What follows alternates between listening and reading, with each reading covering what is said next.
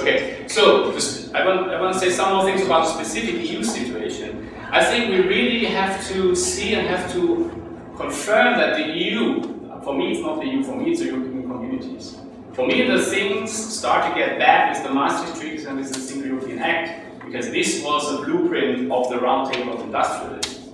I mean, so up to this point, the EU or Europe or the European communities, they did very well in my point of view. It was really a success story, not a question. But since then, I'm not so much convinced of it. So now it's more designed for the needs of elites. It's not designed anymore for the needs of the people. And therefore, it is not a wonder that it's spreading more and more daily between the needs of the people and the European Union.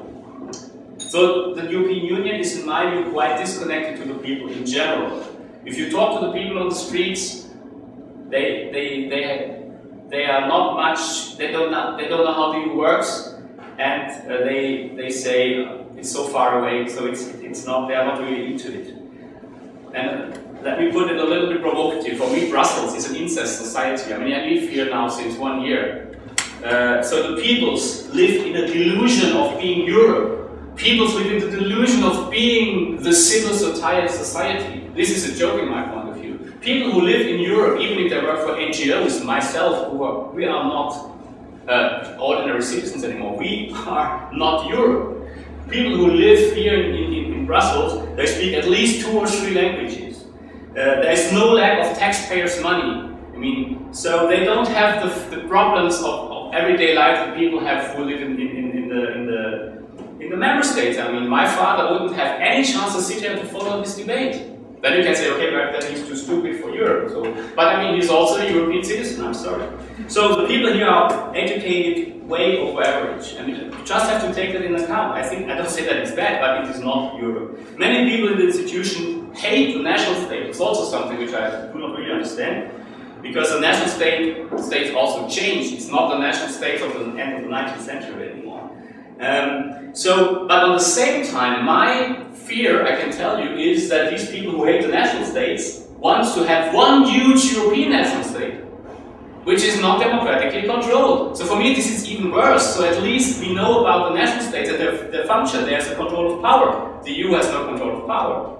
So why do you want to give more power to this uncontrollable thing? So this is EU nationalism, what I am personally very afraid of. Then perhaps the specific situation of member states. I hope I made my point clear. I don't hate the EU and say the nation states are great. Not at all. The national states are far away from democratic. As I said before, the people do not feel represented, we have the lobbies and so on, everything at the same amount in the national states. But in the end, they are closer to the people. They are more accountable than the EU to the people. They are more transparent to the people than the EU. And they speak the language of the people. Because the governments speak the language of the people who elect them.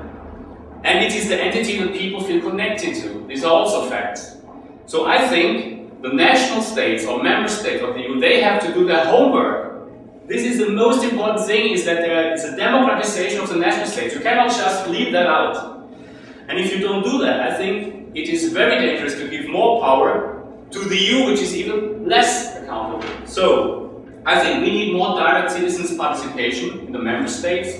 We need less party power in the member states. We need more checks and balances, more subsidiarity, even in the member states. But I mean, all the member states are different. They are more centralized and more... okay. So, what I want to say is, the national states should do their homework. And it's the wrong conclusion, in my point of view, that the EU cannot be more democratic than their member states. So it is, first we have to democratize the member states, else it is an illusion to think we solve the problem of a lack of citizens' participation and interest by giving more power to the EU, which is even more undemocratic, even less accountable, and even more disconnected to the people than the national state. This is my only point. And I think, perhaps in the future, there could be something like a European state. But if you just go over this problems we have here, just with some illusions, and say, yeah, but we just give a little bit more power to the parliament, blah, blah, blah.